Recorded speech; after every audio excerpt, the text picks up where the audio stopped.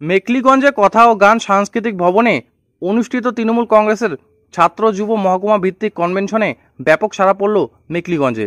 শুক্রবার মেকলিগঞ্জ কথা ও গান সাংস্কৃতিক ভবনে অনুষ্ঠিত এই কনভেনশনে উপস্থিত ছিলেন মেকলিগঞ্জের বিধায়ক পয়েশচন্দ্র অধিকারী, কোচবিহার জেলা তৃণমূল কংগ্রেসের সাধারণ সম্পাদিকা ডক্টর অঙ্কিতা অধিকারী, কোচবিহার যুব তৃণমূল কংগ্রেসের সভাপতি কমলেশ অধিকারী, মেকলিগঞ্জ পৌরসভার চেয়ারম্যান প্রভাত পাটনি, হলদিবাড়ি পৌরসভার চেয়ারম্যান শঙ্কর কুমার দাস, মেকলিগঞ্জ শহর তৃণমূল কংগ্রেসের সভাপতি বিষ্ণুপদ ঘোষ, মেকলিগঞ্জ ব্লক তৃণমূল কংগ্রেসের সভাপতি কেশব বর্মন, হলদিবাড়ি ব্লক তৃণমূল কংগ্রেসের সভাপতি গোপাল রায়, হলদিবাড়ি ব্লক তৃণমূল কংগ্রেসের সহসভাপতি মানস রায় বসিনিয়া, হলদিবাড়ি ব্লক যুব তৃণমূল কংগ্রেসের সভাপতি প্রশান্ত কুমার রায়, হলদিবাড়ি শহর সভানেত্রী পূরবী রায় প্রধান, ২ ব্লকের ছাত্র সভাপতি সহ অন্যান্যরা।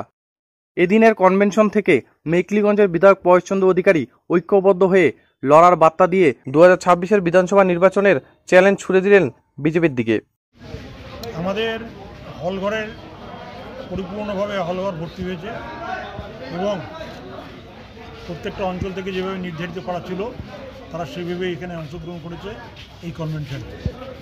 আমরা যারা বক্তব্য রেখেছেন তারা সুনির্দিষ্টভাবে কিছু বিষয় এখানে আলোচনা করেছেন সংগঠনের স্বার্থে, এবং আমরা আশা করছি এই সংগঠনের মধ্যে দিয়ে আগামী দিনের সংগঠন আরও শক্তিশালী সংগঠনে পরিণত হবে বলে আমরা মনে করি।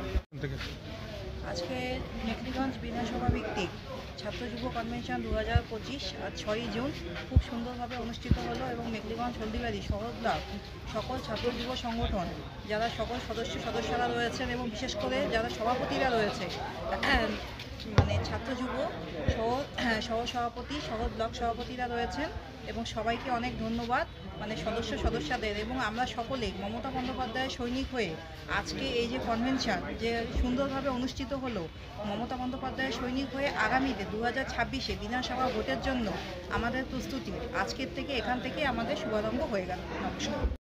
2026 বিধানসভা নির্বাচনকে সামনে রেখে হলদিবাড়ি মেকলিগঞ্জ যে বিধানসভা সেই বিধানসভা ভিত্তিক ছাত্র যুবদের নিয়ে আমরা একটা কনভেনশন করলাম।